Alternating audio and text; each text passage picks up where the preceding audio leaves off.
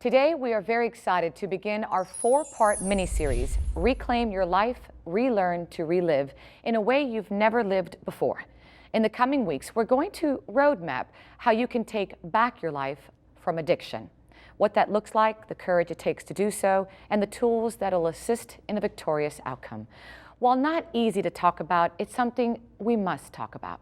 Joining me this morning is Dr. Maureen Esposito, Executive Vice President of Clinical Services at Transformations Treatment Center in Delray Beach, Florida. She and her team will be helping us tackle this epidemic of addiction. Doctor, thank you so much for joining me this morning. Thank you so much. I'm happy to be here. Doctor, you know, everybody struggles with something in their life. We've had our ups and downs, but is it safe to say that people take refuge in different ways? I think they do. I think people will look to a variety of things for comfort and for solace. And life is becoming very difficult in this day and age. And many times people very innocently will drink or drug, thinking that it's a one-time thing or a casual thing or a social thing. And before you know it, it becomes a problem. So this is what we're really taking a look at when people wind up in treatment. Life has become very difficult, and life has become many times out of control with substances. And what does substance abuse look like? Substance abuse will really look like a variety of things. It'll look like a housewife who has a few children at home. It will look like a teenage boy, a teenage girl. It will look like a husband who goes to work. It'll look like someone who has a lot of stress. It'll look like someone who may be just partying. And so it comes in a variety of shapes and sizes, and it shows absolutely no discrimination between the young and the old, the educated, the uneducated, the rich and the poor. As I've heard, it can happen to you, it can happen to me, and I always wonder what to look out for. Things to look for will be changes in habits. If you have a close family and the child suddenly doesn't want to come to the dinner table, or starts to sleep excessively, or stays out late all night, those sorts of things. And doctor, how do we know we have lost control?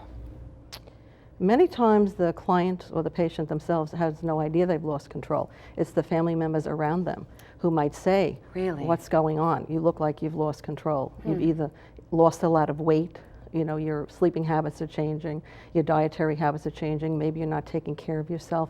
So those would be some of the signs that addiction, substance abuse has gotten out of control. And I'd like our viewers to know that I spent some time with you and your staff at the Transformations Treatment Center. What an amazing facility. Talk to me about it. In your taking a tour of our facility, I think you really got an idea of what wonderful staff members we have. Yes. Highly educated, very personable, very warm and nurturing.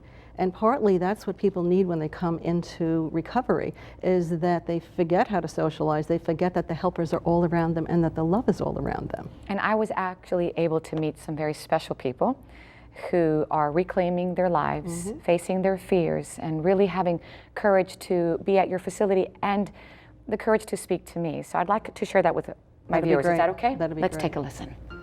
When you're active, you don't think about anybody else. All you can think about is yourself and, you know, and whatever you need to do to get that next drug. I had nobody in my life. I was living on the streets in the winter with you know, the clothes on my back, no money in my pocket. It's pretty much just me. The more I drink, the more depressed I got, and the more damage that would do. Now, doctor, each of them has a different perspective, but yet truly relatable issues, right? Exactly. I think the connecting factor is isolation. People become isolated in their addiction. When people come in and they don't have hope, they almost feel desperate. What I usually say to them is, we have enough hope for you, and we'll carry you until you develop that hope in yourself through the treatment. Thank you so much for being here. Thank I you for know we're having going me. to see you again. Yes, absolutely. Thank you again to your staff and everyone there for allowing us to go in there. It really was an amazing experience for me as well. And be sure to head to our website for a link to Transformations and all the resources they offer. The site allows you to chat or call the administration line and speak to someone that can help or just be a listening ear. And please stay tuned, as in the coming weeks we're going to look at all parts of addiction, from recognizing the signs to family dynamics, from coping tools to reclaiming your life. So a lot to talk about. Stay tuned.